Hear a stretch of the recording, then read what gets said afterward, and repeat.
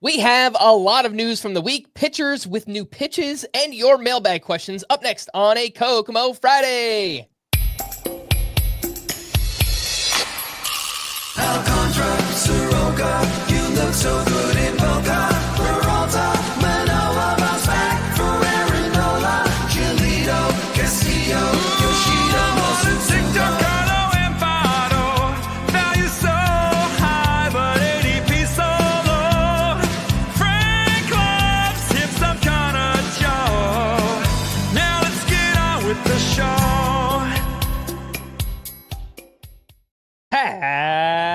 Happy Kokomo Friday and welcome in to Fantasy Baseball today on February 21st. I am Frank Stampfl, joined by Scott White and Chris Towers. Today on the show, it is a Happy Kokomo Mailbag Friday. News and notes from the week, new pitch alert for quite a few pitchers, and your mailbag questions. You know, 2 weeks in a row, the Kokomo, kind of me drowning it out, my voice kind of cracking in between. Like, what's going on with that? You're too excitable, Frank. And I drank some water right beforehand. Like it should have been fine. Or it's a special time in your life, and you can ask your dad about that.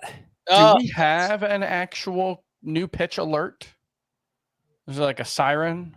Ooh, I'm sure one will go by my street at some point while we're talking about it. So we can whenever that happens throughout the podcast, that is when that's the moment. Talking about the new. We'll drop everything. Yeah. That makes Jackson sense. Job. There you go. All right, lots to get to. Let's jump in with some news and notes from the week. And of course, in our first spring game, already an injury and a pretty scary moment too. Bobby Miller hitting the head with a line drive comebacker, 106 mile per hour exit velocity off of Michael Busch's bat. Hope Bobby Miller is all right. He was able to walk off under his own power. He's in concussion protocol, and hoping that he has a chance to be in the rotation at some point this season, but perhaps this will be a little bit of a setback for him. So scary moment, but hoping all is well there with Bobby Miller. Speaking of our first spring game, we got our first look at the ABS challenge system, the very first inning. Like, yeah, let's go. Jump right in. Let's get this thing going. I loved it. They have the technology. Let's get it right. I mean, it could be a little bit faster, but yeah, it's the first time that they're using it. So I think it'll get better. What do you guys think? I think based on the studies they've done from using it in the minors, every challenge adds 17 seconds to the game. Yeah. On average. So it's negligible. And I think it would take away a lot of frustration, and I think it would still keep that human element of the umpire. I think it's worked well where they've tried it in different minor league venues, and in Arizona Fall League too. They've used it, right? Yep. It's just an experiment in spring training. They're not going to use it this year during the regular season, but if it goes well. Yeah, I agree. It seems inevitable. I think it's the ideal. What I love is like the nerdiness about like all of a sudden they have to actually come up with a definition of what the strike zone is, because the strike zone in the rule book is not really as clear cut as you would think for being the fundamental aspect of the game. It's like, the midpoint between X point and it's like, that's kind of like, do they mean when the hitter sets up, when they swing? What is it? And so there are a couple of wrinkles that I really love. It's that, and that they actually have to have the real height of the players and not their totally fake listed heights. They measured every player to input their height into the the database or whatever, so that it would know their strike zone properly. This is something I'm fascinated with, because like the NBA Combine, you can look at like the historical measurements for every player in the NBA Combine, and they list them both height without shoes and height with shoes. And I just love seeing who's trying to cheat. Like some guys are wearing, like, I think Chris Paul's height with shoes was like 2.5 inches taller than his height without shoes. And like, buddy, those are moon shoes. Yeah. I love that aspect of it. Let's find out who's lying about their height. The article actually said that this measurement they did of every player this spring was without spikes. Good. It actually specified that, without spikes. So they're wearing spikes in the game. I don't know why they wouldn't do it with spikes. Well, the spikes sink down into the dirt, not on the. But I can't wait for this data to see the light of day, and I'm gonna score, because I've never lied about my height. I am 5'9.5", It's fine. That's average. I don't know why people lie about that. No, that is Scott lies about his height. Scott lies. Scott do is not. tall. Yeah, no, he lied. He lied. When we I met, can't- we were what? almost the same height, and I'm 5'9", and he says that he's like 6'5" or whatever. I said I was. I've said I was 6'1". I'm sorry. I've said I was 6'2", acknowledging that it was actually 6'1.5". I tried measuring myself at home recently. I was getting more like 6'1", not getting that extra half. You're shrinking. I went to the doctor just last week, and they measured me there. 6'1" is what they came back with. So I'm going to concede the half, and I'm just going to say I'm 6'1" now. That's been wearing Not right. 6'2". Scott had the moon shoes on. Yeah, apparently. I'm a proud 5'9.5". I don't get why people are so about how tall they are. It doesn't matter. Yeah, I'm right there with you. We had a bunch of signings this week. Let's talk about. Gotta keep. It kind of matters, Come on, but man. okay. Why does it matter, Scott? Like, I don't know. I mean, Well, if it's I a say big part of how people view you in your if I life is how say tall you are. I'm 11 and I'm actually 5'9 3/4" or whatever, 5'9.5", You're saying it doesn't change the facts on the ground. It Is what doesn't you're make saying. it easier for me to reach things atop the fridge. You know, I still got to get a stool out if I want to get the snacks that we keep up there. Okay. So, you know, That's fair. It matters, but exaggerating doesn't change the facts on the ground, is what you're saying. yeah. Fair enough. Justin Turner signed a 1-year, $6 million deal with the Cubs on Tuesday. He's now 40 years old, took a step back last season. He hit .259 with 11 home runs and a .737 OPS across 139 games. His quality of contact and power metrics fell off quite a bit. I think that's fair for a 40-year-old batter. The expectation is that Turner could be a short side platoon with Michael Busch and act as insurance for prospect Matt Shaw. Do either of you have interest in Turner in deeper leagues for fantasy? No. I would say in an NL only league, if Nico Hoerner looks like he's going to miss some time at the start of the season, Turner's an interesting corner infield option, but knowing that it probably has a short shelf life. Although, let's say Hoerner misses the first 3 weeks of the season, he's back in mid-April, and Shaw is struggling. You can definitely see a path where Justin Turner gets 450 plate appearances for this team. Yeah, sure. It's possible if enough events break his way. Yeah, I think the most likely scenario is Matt Shaw on opening day. Matt Shaw starting at third base and Nico Hoerner starting at second base, and Justin Turner will start at first base the first time they face a left-hander, but he'll be the secondary option there behind Michael Busch. So it's possible that somebody gets hurt or Shaw just doesn't make the cut or Hoerner isn't quite ready, but that's not what I think is the most likely scenario. I kind of liked Michael Busch as a corner infielder, but, you know, as a strong side platoon, it does take away some volume and counting stats and things like that. So don't love it as much. And I'm also a big fan of Seiya Suzuki. I don't think this will affect him, but, you know, they have another guy, like maybe he just gets an extra day off here or there throughout the course of the season. The Twins signed Ty France to a 1-year, $1 million contract and apparently is viewed as their starting first baseman. $1 million deal, and yeah, hey, you're our starting first baseman. That seems kind of crazy to me, but he's 30 years old, has been pretty bad the past 2 years. Last season hit just 13 home runs with a 670 OPS. The last time he really was helpful for fantasy was back in 2022. Any interest in Ty France? Not really, no. I think you can see a word, like, because his underlying numbers in 2023 were actually quite good. And then he underperformed them, and then he signed with the Mariners last year. And I think, or he was still with the Mariners, sorry. And he had 83 strikeouts in 88 games. And I think it could be a situation where he was just struggling like so many in Seattle do to see the baseball, but then he went to Cincinnati and also was not very good. So I think it's not a particularly compelling case. Well, if you'll remember, the talk of Ty France at this time last year was he went to Driveline because he saw the impact it made for JP Crawford in 2023. And then both he and Crawford were terrible in 2024. Ty France said that he kind of abandoned the stuff he learned there and went back to his old swing or tried to recapture it this offseason. So maybe that'll help. I know Rocco Baldelli has said he views Ty France as the starter at first base, but the GM has said it's a competition between Ty France, Edward Julian, and who's the third guy? Miranda, Jose Miranda. Yeah, they've got a lot of moving parts because Brooks Lee's also around. Miranda may start at first. They may still go with Edward Julian at second. So there's some moving parts there for sure. I don't think any of those guys really matter in a 12-team league, but in a 15-team league, like Jose Miranda was really good until his back injury. So I hope he doesn't specifically lose time as a result of this. The Pirates signed Andrew Heaney to a 1-year, $5 million deal. He's now 33 years old. He was okay last year, 4.28 ERA, 125 whip, nearly a strikeout per inning with a 12% swinging strike rate. Any interest in Andrew Heaney in deeper leagues? The pitcher pool is so deep. Yeah. He's been useful in the past, but he's also been volatile.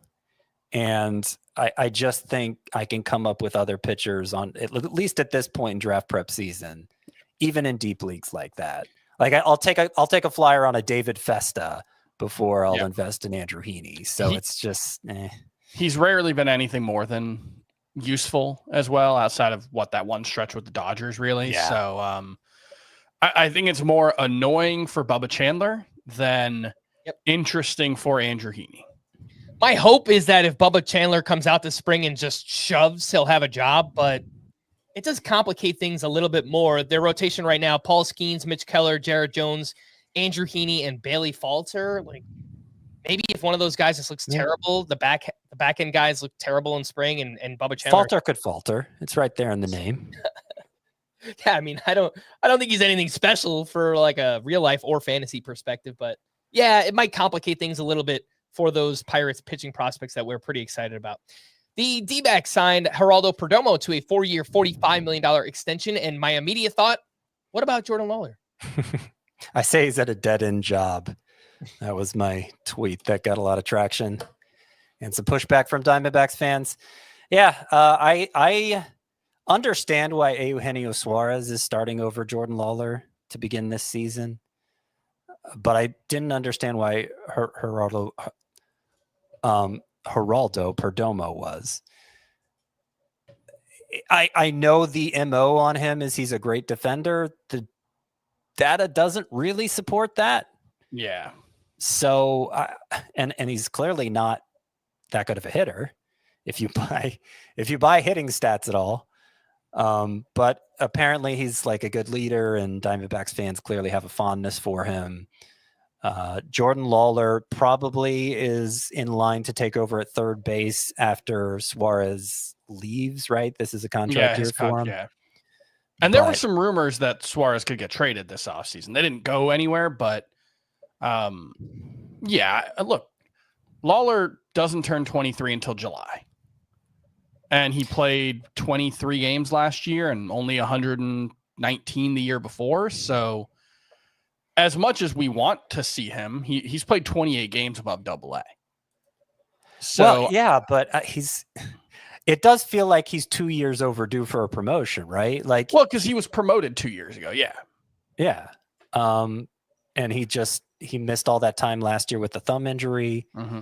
Played well when he was healthy at the end of the year, but like it already feels like his prospect standing is getting stale because of how long we've been waiting for him to break through. And now it doesn't seem like there's an opening. Life finds a way and all of that. Maybe Perdomo or Suarez gets hurt, or maybe Suarez just, kind of turns back into a pumpkin like we've seen from him in recent years. But this extension for Perdomo kind of removes the stashability for Jordan Lawler in the short term, because there isn't a clear path anymore.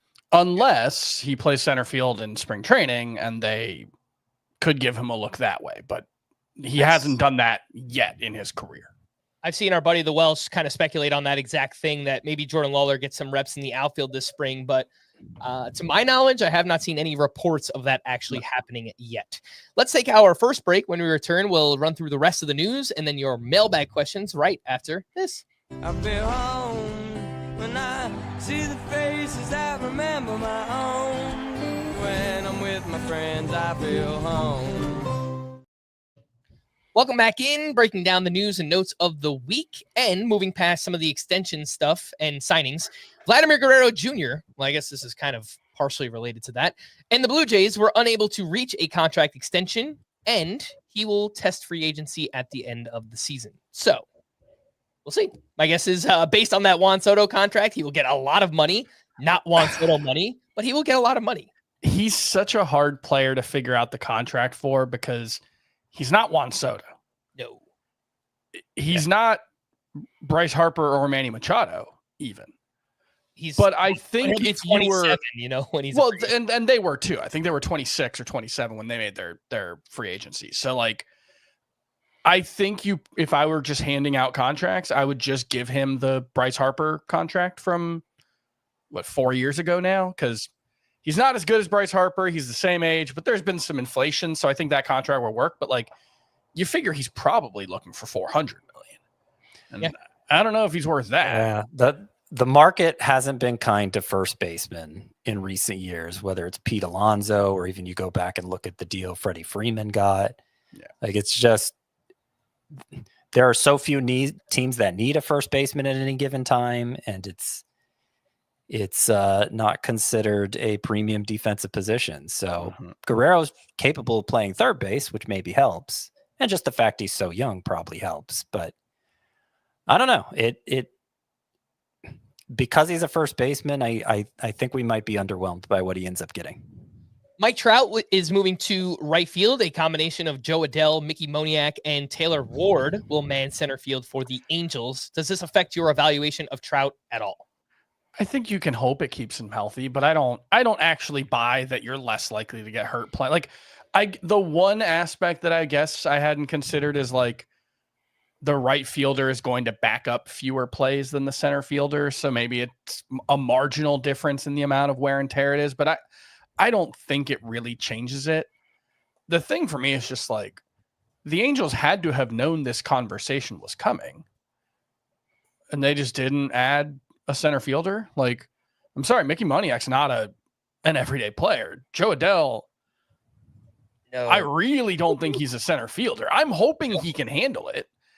I'm hoping he can, just because I'd rather see him out there than Mickey Moniak. But the Angels are just weird, man. I don't like. Angels are the Angels. Yeah, it's annoying. Yep. Ellie De La Cruz tweaked his batting stance in hopes that it will help him cut down on the strikeouts. He struck out 31% of the time last season. Corey Seager is not expected to face any restrictions during training camp. He had 2 sports hernia surgeries last year, with the second one coming in September.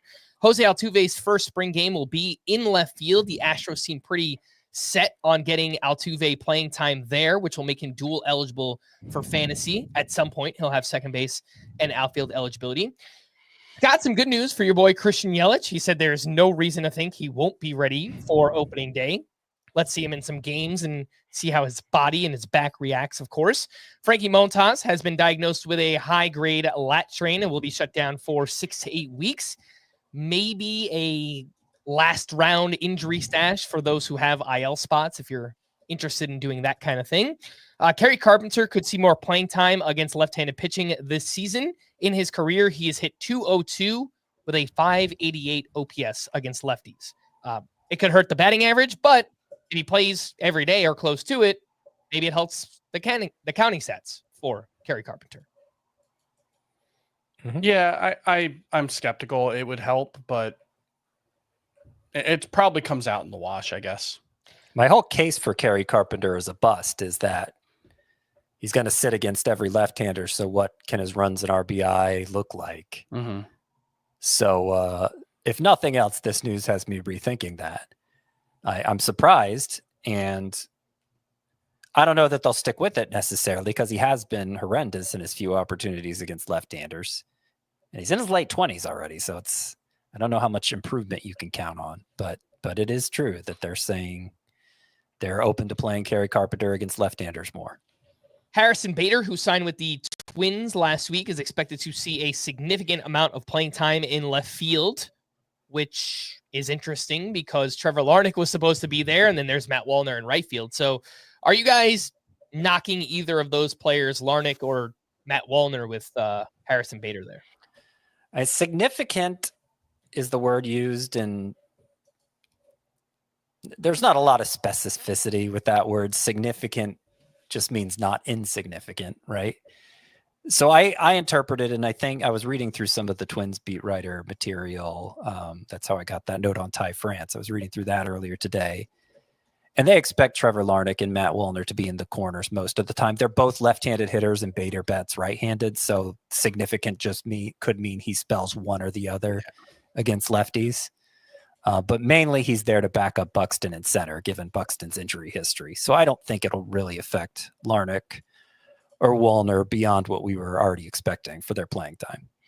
Trey Turner could bat leadoff this season for the Phillies, with Kyle Schwarber sliding down to third or fourth in their lineup. Sean Murphy is expecting to rebound after the oblique injury last year. Quote, missing that much time at the beginning, that's not how I wanted to begin the season. I'm not sure my swing ever felt correct coming off the oblique.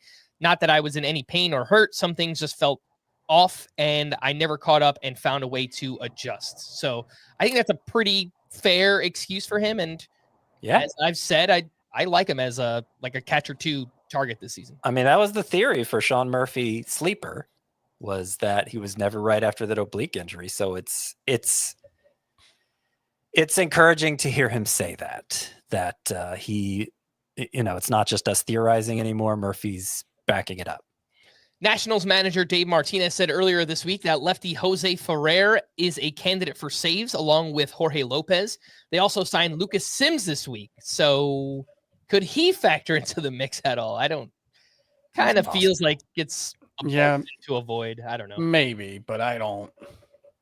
Like the problem is, 1, Ferrer is a lefty.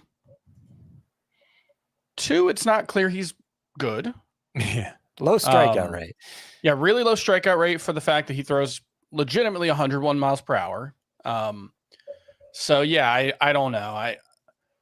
Someone's going to be the closer there, and it's a situation where I would really hope not to speculate until we get some kind of concrete answer. Tyler Kinley, Seth Halverson, and Victor Vodnik are all in the mix for Rockies saves, according to Patrick Saunders of the Denver Post. Alex Cora said Tristan Casas is expected to be an everyday player and play against both lefties and righties this season. David Bednar is expected to begin the season as the Pirates closer, as we expected. Jeffrey Springs had a full, healthy offseason and does not expect to have any workload limitations this season. And a few deep sleeper alerts here. Blue Jays prospect Alan Roden was singled out by GM Ross Atkins as somebody who could make a big impact this season. And MLB.com's Jonathan Mayo thinks Angels second base prospect Christian Moore has a really, really good chance to make the team's opening day roster. Yeah. Alan Roden, for what it's worth, 100 on my top 100 prospects for this season. So I'm a fan. Okay. I thought you were saying he was 100 years old. And hits the ball really hard, has good fly ball and pull tendencies, good plate discipline, just does a lot of things we'd like to see from hitters these days. And I don't think he's going to make the team out of spring training. The Blue Jays have a lot of fringe lineup guys, way too many than they can actually find at bats for. So to include Roden in that mix would just be kind of be the straw that breaks the camel's back, I guess. But they're singling him out, and I could see him making an impact this year too. Moore might be more likely to make the team and is a prospect of greater upside overall than Roden, I would say. Lower floor too, but higher ceiling. And I don't know. The only thing is, where would Luis Rengifo play if Moore made the team? Because you feel like he deserves at bats based on what he did last year. I think he's pretty much penciled in as the leadoff hitter, isn't he? But I think he could play third base. They signed Yoan Moncada. Like, he doesn't really need at bats, I guess. Right. And so it's the battle between Moncada and Moore, basically. Maybe. Well, I do wonder if maybe Rengifo could be part of the answer in center field. He hasn't played there very much, but he does have some experience in the outfield. He's certainly an athlete. So, maybe that's one potential answer to that question. I missed this one earlier with the signings, but the Astros signed Brendan Rodgers to a minor league contract with an invitation to spring training. If Altuve does play left field a lot, like maybe they're going to actually do that. There is playing time available at second base. Any interest in deeper leagues in Brendan Rodgers? I wish the second base options that the Astros had were interesting at all. And I don't think Brendan Rodgers is outside of Coors Field.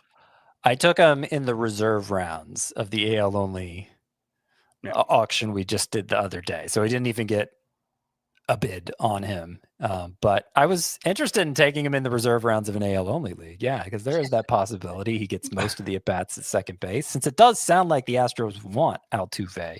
Oh, yeah. He's left field. He's going to play there at least, they said, the first week of the spring training, and then they're going to see what it looks like after that. And yeah, I mean, the problem is it's not like the left field options are particularly interesting in Houston either. So no, their outfield is bad. They really don't have much to hope for in these ultras. So like I was excited to take him I was interested to take him in the reserve rounds of an AL only draft is about the faintest praise with which you can damn a player at this point. Yeah, we're rooting for some peripheral Astros prospects to maybe land in their outfield. Shea Whitcomb and Zach DeZenzo. Let's see what those guys could do this spring. On the subject of where Luis Rengifo bats for the Angels, Ron Washington did say a few days ago that he expects his top three hitters to be Jorge Soler, Mike Trout, and Taylor Ward in some order.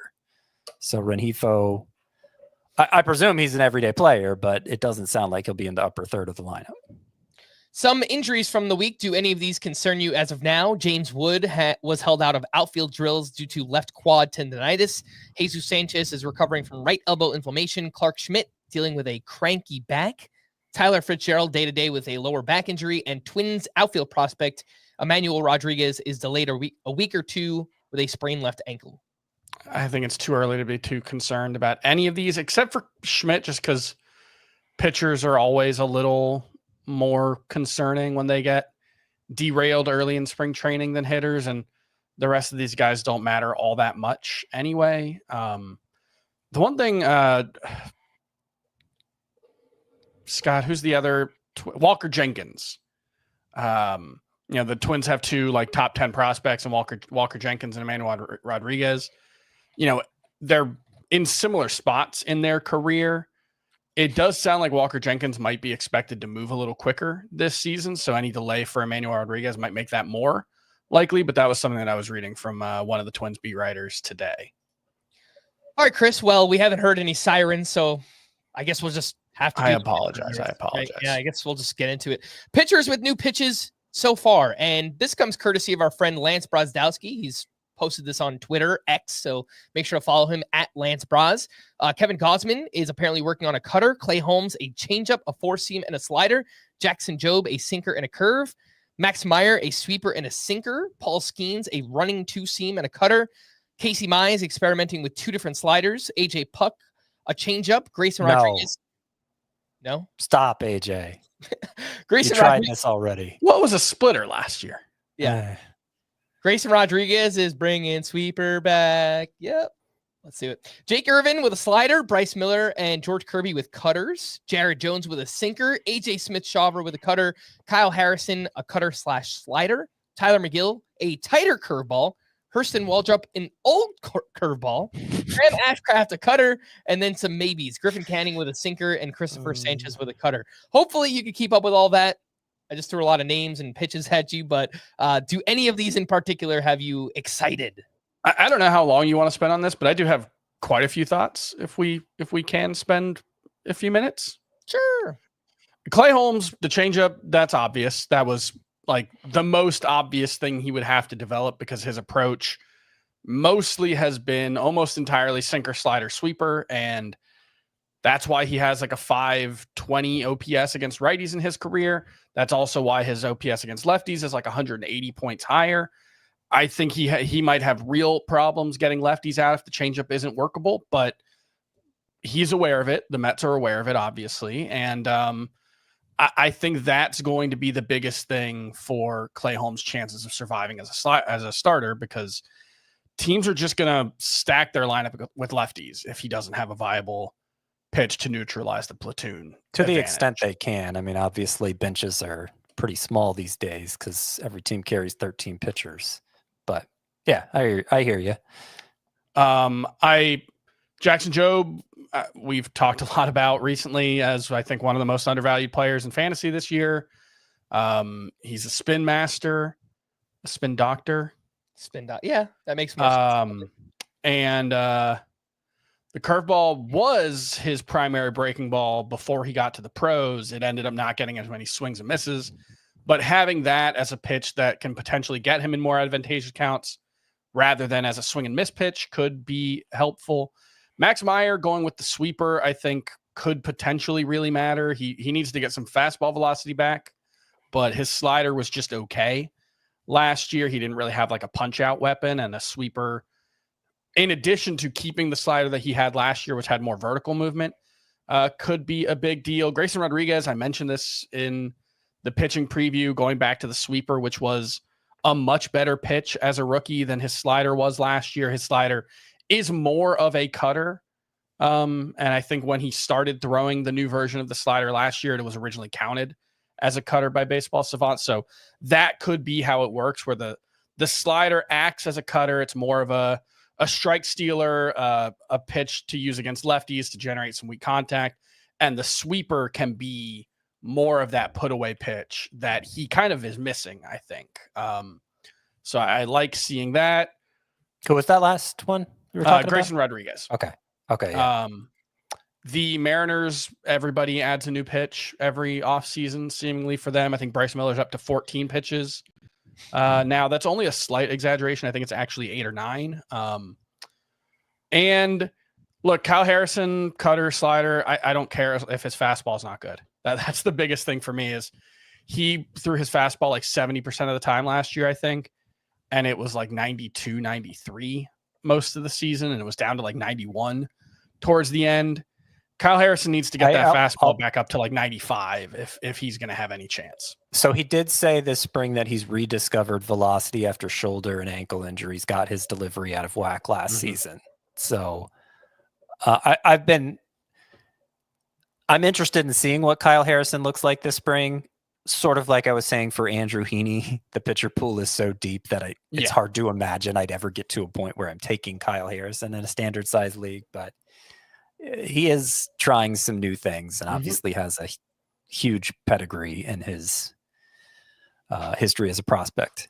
And the only other one I'll mention here is Jared Jones. Just want to see what that sinker looks like. Maybe it, lowers the strikeout rate overall, but he really needs a third pitch that he can go to. He was so four-seam and slider reliant last season. He also said he's working on his curveball and changeup. So that'll be something to watch during spring training. Again, Jared Jones of the Pirates. And the one I'm most interested in is Jackson Jobe. You didn't mention him, right? Chris kind of talked He did about mention. Okay, well, the reason he's adding the sinker and curveball, he said, was for the explicit reason of putting hitters away better than he did last year, getting more strikeouts, to put a finer point on it. And that was one of my concerns for Jobe. Looking at his AA numbers, like, why didn't he strike out more hitters down there for being such a big prospect? Before we hit our final break, just a reminder, next week is strategy week here on the podcast. So we'll talk all different types of roto, head-to-head points, head-to-head categories, auction strategy, how to draft from each position if you have an early, mid, and a late pick in the first round. So that'll be the main focus for next week. And big thanks to everyone watching us live. Make sure to hit the like button and subscribe to the channel if you haven't already. Final break, and then your mailbag questions right after this. We're under the lights in Jeddah. I think we're in for a show. A brand new circuit for 2025. This is proper racing. The first of 6 doubleheader weekends this season.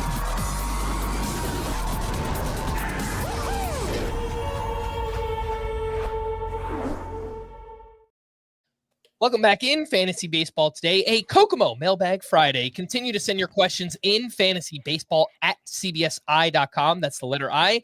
And I won't answer keeper questions here on the podcast, but I will try to answer some of those emails individually if I can. And you can drop a 5-star rating on Apple Podcasts. You can leave your question in the review as well.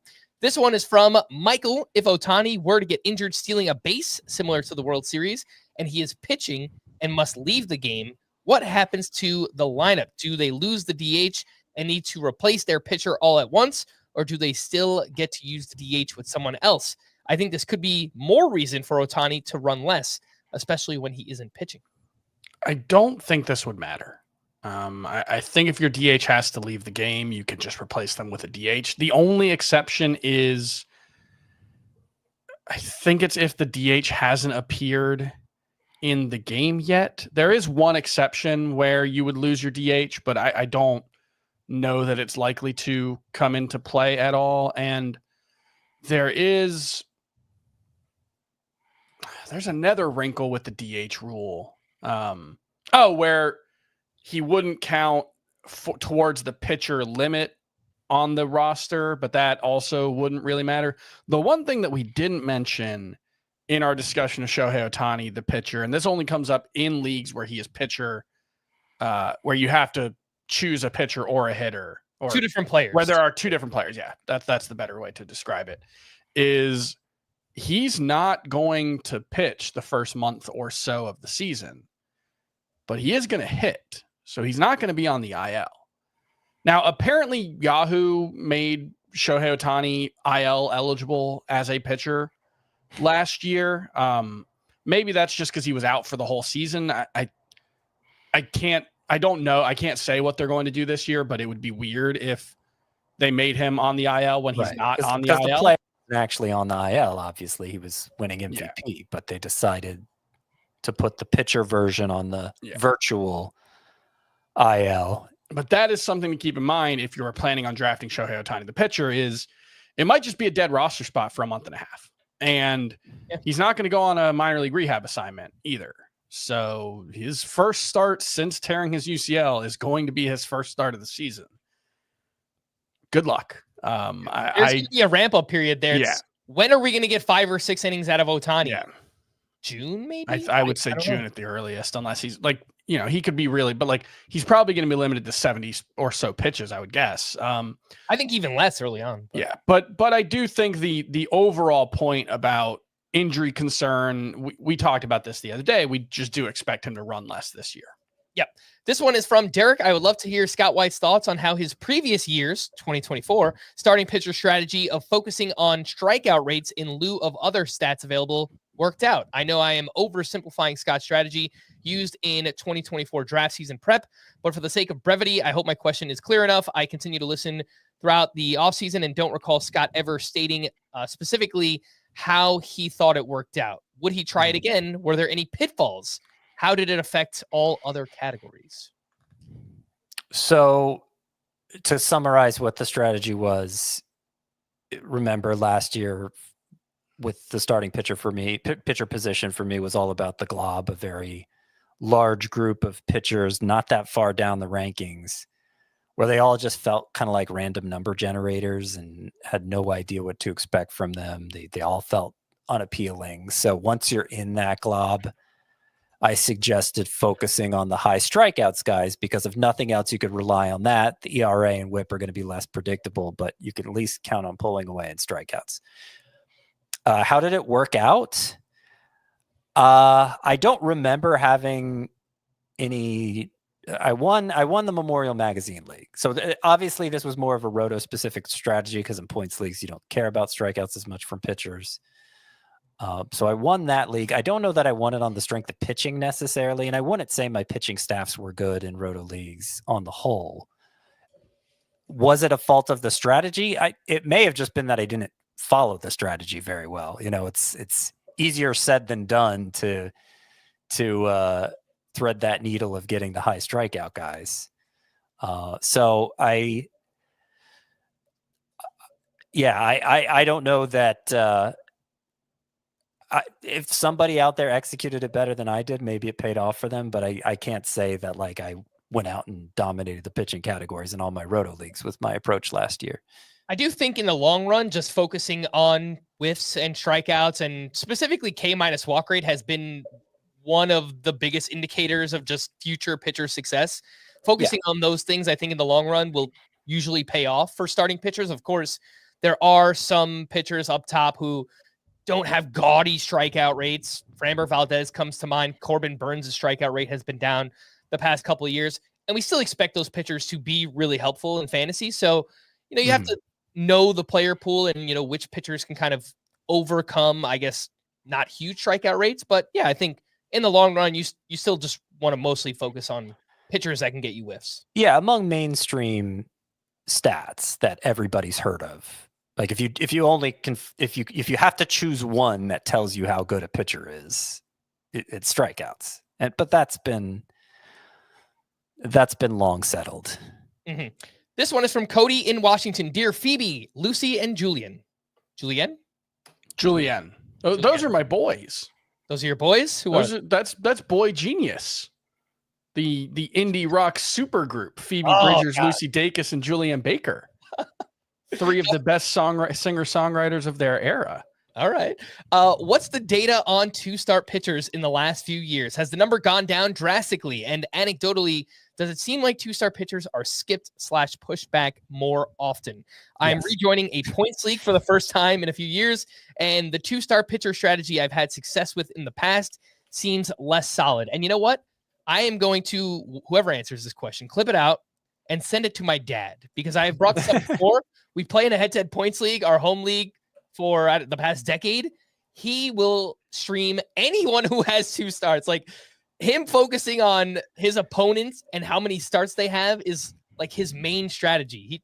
That's probably why he hasn't won in a long time, but yes, he really likes 2-star pitchers. I mean, if you can be dedicated with it and actually manipulate your roster in a way that you can always maximize that, I suppose it likely would pay off in the long run if you're just doubling the point per game output of every starting pitcher versus, like of every mediocre starting pitcher versus a good starting pitcher, double the output from the mediocre in the long run, theoretically would pay off. But yes, to answer the question here,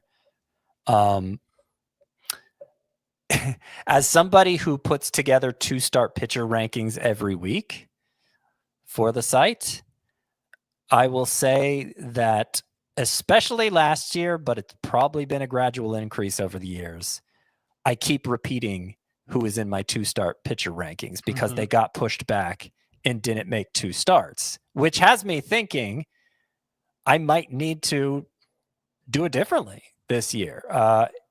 Teams are less interested than ever in starting guys on 4 days rest. And so they will insert a 6th guy. Some teams are just going with a 6-man rotation outright, but I think most teams at this point will insert a 6th guy if they happen to play 6 straight games. And so you got to look at where the off day falls. If the off day comes on a Monday for the team, and then they play 6 straight games Tuesday through Sunday, in the past you can count on the Tuesday starter also starting Sunday. But I don't know that you can count on that anymore. And same thing, if it's a 7-day week, there's no off day at all of the week. Okay, the pitcher who starts Monday is going to start Sunday. You can count on that. But the pitcher who starts Tuesday, in the past it would have been Monday, Saturday, Tuesday, Sunday. But now it's probably going to be Monday, Sunday, and the Tuesday guy not making 2 starts. So yes, I think I don't know how consistent it is that I could say with absolute certainty you can't count on a Tuesday starter also starting Sunday. But it's certainly not as bankable as it's been in the past. And I don't know how you'd look at the data for it, but what I would say is in 2019, so the last year before the COVID shortened season, that I feel like has kind of been an accelerant for a lot of long-term changes at pitcher. There were 7 pitchers who made 34 starts that year. Last year, there were 0. And there were 8 who made 33 starts in 2024. In 2019, there were 20. So you figure that's 2 fewer 2-start weeks for the guys who made 32 instead of 34, right? And I think it is heavily team dependent. Like, I feel like the Braves probably had very few 2-start weeks last year. And I feel like there were a ton of times where, like, I think there was like literally a 3-week in a row stretch where Chris Sale was listed as a 2-star pitcher in Scott's rankings. And they just, like, he almost never pitched on 4 days rest. And so I think it probably just, like, the Dodgers are not going to have any 2-start weeks. They will be very few and far between for them. I would say the Braves, same thing, because of Spencer Strider coming back from his injury. I think imagine there's still rotations that have Japanese pitchers in them. I think that's less likely as well, because they kind of want to space those starts out as well. So like the Cubs with Imanaga, and maybe even like the Mets, we know they're trying to use a 6-man rotation. So I would look at those. And the Dodgers have said they don't plan on going 6-man until Shohei Ohtani comes back, but that's because of off days. Okay. So they're presuming they'll have enough 5-day rest periods. They just, teams in general prefer 5 days rest for pitchers than 4 days anymore. And I know the Braves have said they plan to take the same approach with Sale this year. I mean, why not? It worked out last year. So there probably will be a couple 7-day scoring periods where Sale lines up for Monday and then also pitches Sunday, but he's not going to have as many 2-start weeks as maybe the average ace would. Yeah, he probably will only have like 3 or 4 over the course of the season. And then Shota Imanaga, to illustrate the point, only 6 of his 29 starts last year were on 4 days rest. Yep. This next one's from Tony. Hi, Duckworth, Graham, and Cole. Kendrick Lamar, Drake, and J. Cole. Yeah. The 3 dudes from the rap feud of 2024. I did not know Kendrick Lamar's last name was Duckworth. Yeah, Kendrick Lamar Duckworth. Huh. Aubrey Graham and Jermaine Lamar Cole, I believe is his name. Yeah. I am curious how you all plan to approach your draft board and overall draft strategy, if at all, in head-to-head category leagues versus roto leagues this year. For example, I am currently in a shallow 5x6 league with 3 outfielders, 1 util, less than 275 players drafted, where holds is a separate category in addition to saves, but not saves plus holds. They're 2 separate ones. Things that come to mind for me: do players of extremes, Aaron Judge, Ellie De La Cruz, Jacob deGrom, rise up your draft board in a format like this, or does your overall approach to rankings remain the same? And in a league where holds are a separate category, how much draft capital are you willing to invest in a closer, not a setup man? Yeah, how have I put it in the past? I like category dominators more in a head-to-head categories league than a roto league. Those jack of all trades, master of none types, I feel like just don't make the same impact, because you got to remember, head-to-head categories league, you're going week to week. So you need to count on somebody making a big enough impact in the category he specializes in a singular week. And if it's a 20 steal guy, for instance, over the course of a 27-week season, you're going to get 20 steals. Well, you can't count on getting a single steal from that guy any given week. So this is a change I made to my approach in head-to-head categories leagues a few years ago when I felt like I was not performing particularly well in them. And it seems like it's helped a lot. Is just, like a Kyle Schwarber type for home runs versus, trying to make that up in the aggregate with a couple different 20 homer guys. I think a good example of this is like Xander Bogaerts, who I think we all kind of like as a value this season, but in a head-to-head categories league, if he gets 18 homers and 18 steals over the course of the season, like, that's pretty useful for a roto league. In a head-to-head categories league, there's going to be 1 week where he hits 2. Yeah. Well, that just the math alone on that means there's going to be 8 weeks where he doesn't hit any, right? Like that's just the way that's going to work out. And so, yeah, I think the point Scott makes is a good one. I used to try a strategy of just fading and punting steals just because they were much harder to come by. But the way that the environment changed, it doesn't really make much sense to try and punt steals. They're so readily available now, but they're punting of every other stat. Yeah, punting is a more viable strategy in this format. Right. For the second question, how much draft capital are you willing to invest in a closer in a league where you have two different categories for holds and saves? I don't know that it really changes your strategy for drafting saves. I think you should still maybe try and get at least one or two closers you feel good about, I think. So here's the thing. The high-end closers are going to get more saves than the high-end hold setup guys are going to get holds. But the high-end holds guys will, in theory, help you at least a little bit in two categories. Whereas the high-end closers are just going to help you in one. So is it crazy to say you might rather have Kirby Yates than Tanner Scott in a league where saves and holds are separate categories? I don't know. I'm throwing it out there. That's just my thought. Because then you're a jack of all trades, master of none as a pitcher. But Kirby Yates might get 25 holds and 10 saves. Tanner Scott might just get 30 saves. Yeah. The 25 and 10 is probably more valuable. I don't know. I'm genuinely unsure of how, if that's how it plays out. Yeah. But yeah, so it probably does kind of jam up the relief pitcher rankings a little bit. That's not the word I was looking for. But the bottom line is I think you pretty much draft saves as you normally would because it's its own singular category. And then I think what we were saying with holds in the relief pitcher preview, where there are enough guys who can contribute a significant enough number and enough emerging options on the waiver wire, even a fairly deep league, that you don't have to make a big investment of holds. You just have to pay attention to them. You just can't ignore them. And that's pretty easy. That's a pretty easy standard to meet. This one is from Chris Tower. No, I'm the commissioner of a 12-team mixed league. We use home runs, steals, RBI, and OPS as the offensive categories.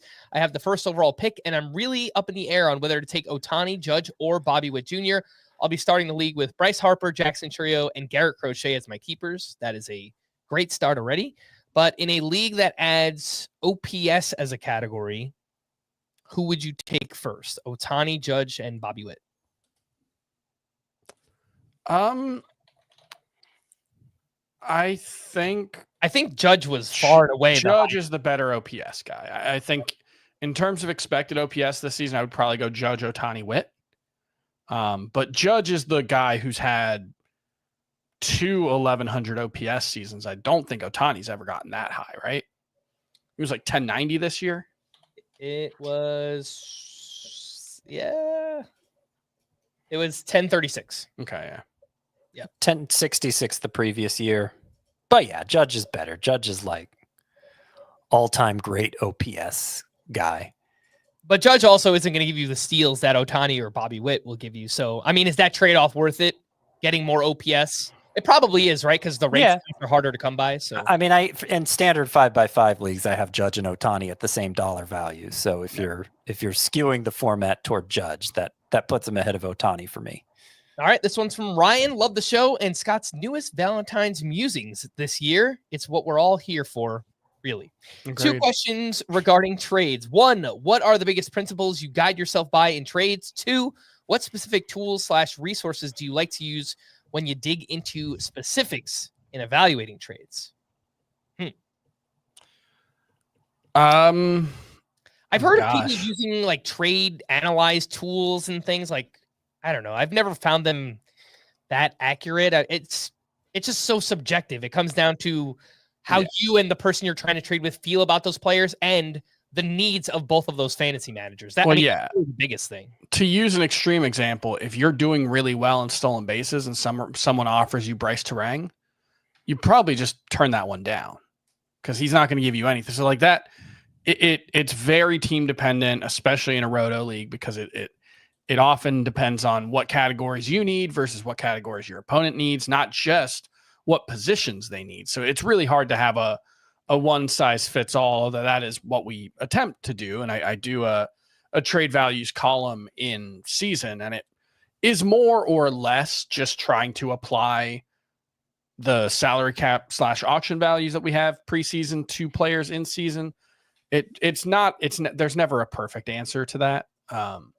Nope. But that's the way I do it. But any of those tools, whether it's the, a trade analyzer tool or the trade values chart that I put out, it's mostly just to make sure you're in the right ballpark. It's a plus or minus 3 to 5 points either way, where you can say a trade is fair. Now, if you're a confident player, other than kind of using that for a sanity check, I don't know that any tools are going to help you that much. I mean, frankly, getting people to engage in trades is the biggest hurdle these days. I feel like they're far less common in fantasy baseball than they used to be. And when I've written about trades the past couple of years, I've kind of been writing about it from that angle.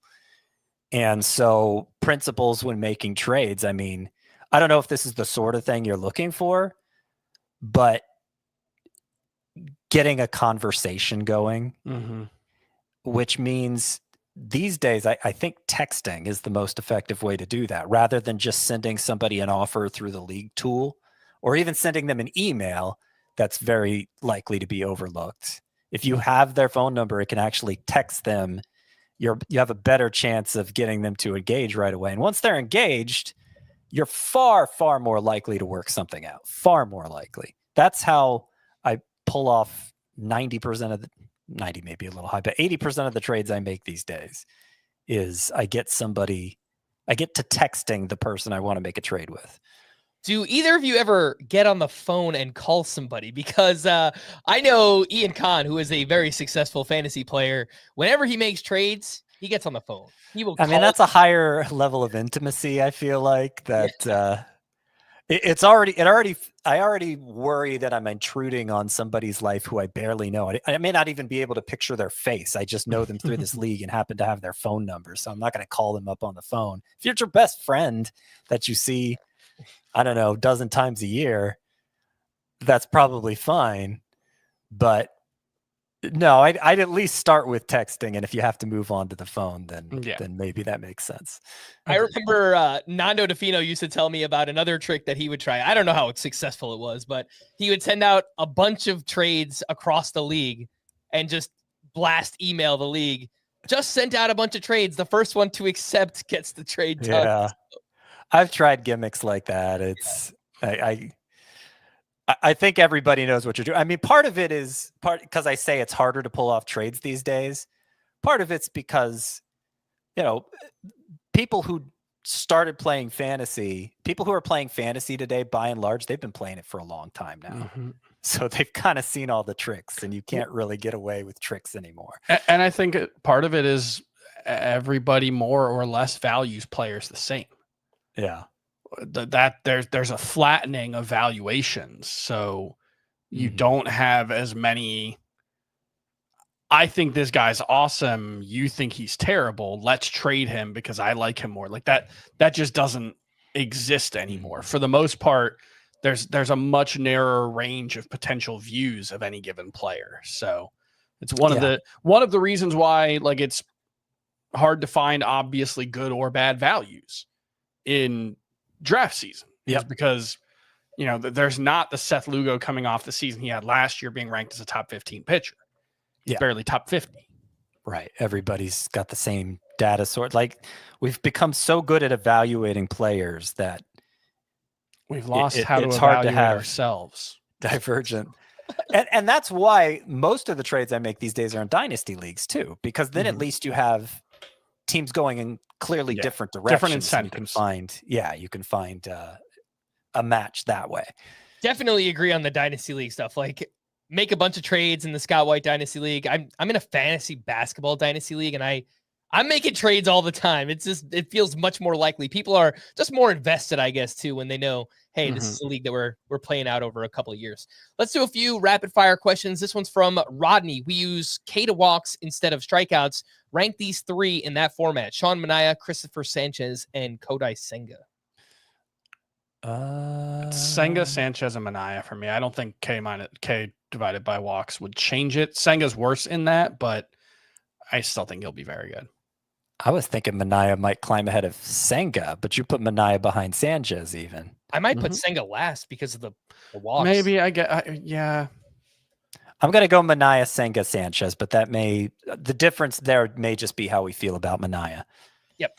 This one's from David. Considering how valuable pitching starts are, what teams are projected to have a 6-man rotation? We know the Dodgers at some point, I think majority of the season will likely have a 6-man rotation. The Mets are on record saying they would like to try to have one. Obviously, Frankie Montas going down doesn't help that cause. I think there are a few other teams. Do you guys know off the top of your head? I think the Rays could have a 6-man rotation. I don't know if they've said it one way or the other. I mean, the Yankees might just have to, Maybe. just because otherwise Marcus Stroman might make everyone's lives miserable. The Red Sox, if Giolito is healthy, seem likely to have a 6-man rotation. The Phillies, when Andrew Painter is healthy, might have to. If they haven't, I mean, they would probably have lost somebody by then, but yeah, it's possible. But like we were saying earlier, I think almost every team is effectively going to have a 5.5-man rotation, inserting that 6th guy when they play 6 straight games. Yeah. Maybe not like the Mariners. I don't know. Yeah. Maybe, like there may be a few teams that don't fit that description, but I think the majority will. But like the Nationals probably will. Like whether it's a 6-man rotation, whether it's just moving Ogasawara into the rotation when it's, the time for it. The Cardinals could have a 6-man rotation. Do the Padres? Maybe the Padres? I don't know. Yeah. All right. Well, we'll pay more attention there and see. And it's, look, a lot of teams say they want to use a 6-man rotation too. And then it's, we're a month into the season and, 3 pitcher injuries have happened and it's just not feasible. So I'm sure teams would like to do that, but, does it always happen? Not so sure about that. This one is from Brian. Where does Mookie Betts rank overall if he qualifies at second base, which is the case on Yahoo? No surprise. Second base, shortstop, and outfield on Yahoo. Is it a toss-up between someone like Jose Ramirez and Mookie Betts? Does that scarcity move Mookie Betts up in your rankings? As I was talking about when we were summarizing our position previews on the latest show, second base isn't being approached as a scarce position. So it's not like there's ever really a feeling of urgency. You'll have multiple opportunities at a good one. I don't think you need to push Mookie Betts up that much with the addition of second base eligibility. I would say it's a close enough call between him and Corbin Carroll that you might move him ahead of Carroll. I already have him ahead of Carroll, yeah. You could argue moving him ahead of like Gunnar Henderson, I think. But I wouldn't go as high as Jose Ramirez. No. Yep. And this last one is from Evan. You know what would be hilarious? Have a bet sometime over the course of the season. And if Scott wins, Chris shaves his beard. If Chris wins, Scott grows a beard for 2 months. I have kind of been trying / hinting at something like this for a while. I agreed to something like this last year. I mean, The Jaron Duran. Listen, it doesn't affect me at all. I have a life outside of this square. I don't know if you guys know. My wife has certain preferences for how I keep my facial hair, as I'm sure you guys do too. Many people listening out there, theirs probably do. And it would not be something I'd want to mess with. The last look, I'm willing to do it. Like I shave my beard off every, 3 or 4 years, let the skin get some air, exfoliate and whatnot. But I will say the last time I shaved my beard, I did it like after my wife had gone to sleep and she woke up in the middle of the night and was very upset about it. So it's like the baby seeing their dad shave. Yeah, it's not a good look. I mean, it's just not a good look. Like there's a reason I have a beard. You don't want to see what I keep underneath here. Last comment from Evan. Either way, Frank wins. I agree. That would be awesome. Position previews were awesome. Thank y'all for all the work that you put in. I am subscribed. # LFG30K. It's a great way to end. If you haven't, subscribe to the channel if you haven't already. We are on the quest to 30,000 YouTube subscribers. We're going to wrap there. For Scott and Chris, I am Frank. Thanks as always for tuning in to Fantasy Baseball today. Please make sure to follow and leave a 5-star rating on Apple or Spotify. And we will be back again next week. Bye-bye.